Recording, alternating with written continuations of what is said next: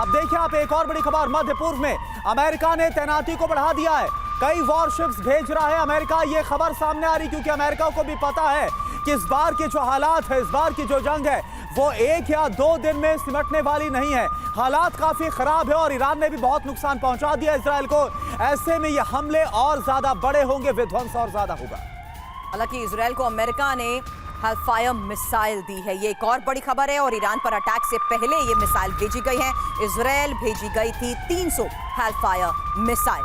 अब जाहिर सी बात है इजराइल का स्ट्रैटेजिक पार्टनर अमेरिका, और अमेरिका आज के इस हालात में जिस तरीके से इजराइल को सहयोग दे रहा है, जाहिर सी बात है इजराइल भी बड़े स्तर पर इस ऑपरेशन को चला रहा है। और यही वजह है कि जंग के इस हालात के बीच में अमेरिका की ये एक और मदद इजराइल को मिली है, जहां इजराइल को अमेरिका ने दी है हेलफायर मिसाइल।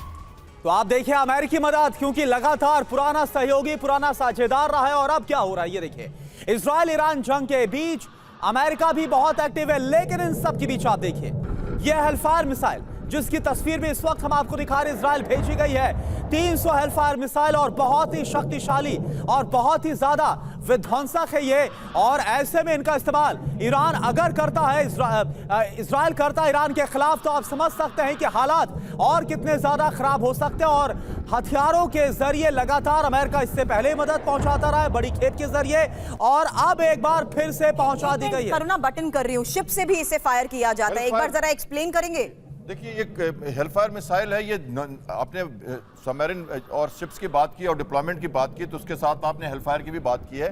हेलफायर मिसाइल्स जो हैं ये क्रूज मिसाइल्स हैं, एंटी शिप मिसाइल्स हैं और लैंड अटैक मिसाइल्स हैं। ये कहीं से भी यूज की जा सकती हैं, प्रूवन मिसाइल्स हैं और इनका उपयोग बहुत ज्यादा हुआ है युद्ध में। तो ये हेलफायर बहुत प्रूवन मिसाइल हैं और इनकी रेंज काफी ज्यादा है और ये आराम से मेडिटेरियन से या एलियट पोर्ट की बात हम अभी नहीं कर रहे हैं। देखिए सुएज कैनाल के ऊपर का रास्ता जो आप देखते हैं, तो रेड सी में एलियट पोर्ट है उनका, बहुत ही बड़ा पोर्ट है, जहां पर भी अटैक अभी नहीं हुआ, जहां पर हूती ने बहुत सारे अटैक किए थे। अभी आपने सिर्फ तेल अवीव की बात की है, हाफा पोर्ट की बात की आपने। ये दोनों स्ट्रेटेजिक पोर्ट है। आप बोलो कि मॉस्को पे क्यों अटैक, कीव पे क्यों अटैक, रावलपिंडी पे क्यों अटैक, मनोबल तोड़ रहे हैं ना वो, जमीन तो चाहिए नहीं। यानी सर ये श्याम कुमार सर, सवाल तो ये भी है कि हेलफायर के जरिए क्या समंदर के जरिए एक और मोर्चा खोलने की इजराइल की तैयारी, और अगर ऐसा होता है तो इसका क्या असर होने वाला है, इस पर भी हम बात करेंगे। लेकिन आप देखिए वो जानकारी जो इसको लेकर हम आपके सामने शेयर करना चाहते थे, वो जानकारी हम आपको बताते हैं।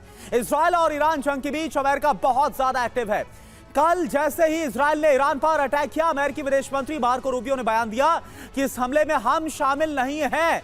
लेकिन शाम होते होते डोनाल्ड ट्रंप का बयान आया कि ईरान ने डील नहीं की, इसलिए उसको खामियाजा उठाना पड़ा। और डोनाल्ड ट्रंप ने यह भी बोला कि अभी भी वक्त है, अगर ईरान चाहता है कि इजराइल हमले रोक दे तो वो एक बार फिर से डील पर वापस लौटे। वहीं ईरान के पलटवार के बाद जब यूएनएससी की बैठक हुई तो वहां पर अमेरिका ने कह दिया कि हम हमले में शामिल नहीं है, लेकिन अगर अमेरिकी सैनिकों या फिर ठिकानों पर हमला हुआ तो इसका अंजाम बहुत ज्यादा खतरनाक होगा, भयावह होगा। हालांकि इन सब के बीच इजराइल अमेरिका की लगातार मदद कर रहा है। इजरायली आयरन डोम जब काम नहीं कर पाया तो अमेरिकी थर्ड सिस्टम वहां पर एक्टिव हो गया, और इसके अलावा अमेरिका ने इजराइल को पहले ही हेलफायर मिसाइल की सप्लाई कर दी थी। और इन सब के बीच मेडिटेरियन सी यानी कि भूमध्य सागर में यूएसएस थॉमस हर्डनर इजराइल की मदद के लिए रवाना हो गया है। तो यह हमने आपको बताया कि कल से लेकर अब तक क्या हुआ और अमेरिका की अलग अलग जो स्टेटमेंट्स आई है इसको हम समझेंगे। लेकिन एक बड़ी खबर है, इस पर भी आप बताइए। बिल्कुल, क्योंकि जॉर्डन में अब ईरान की मिसाइल गिरी है और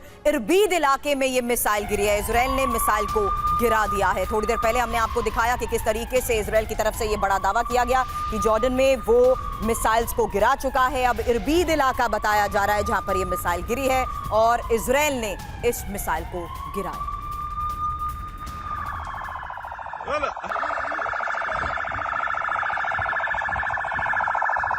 Voilà.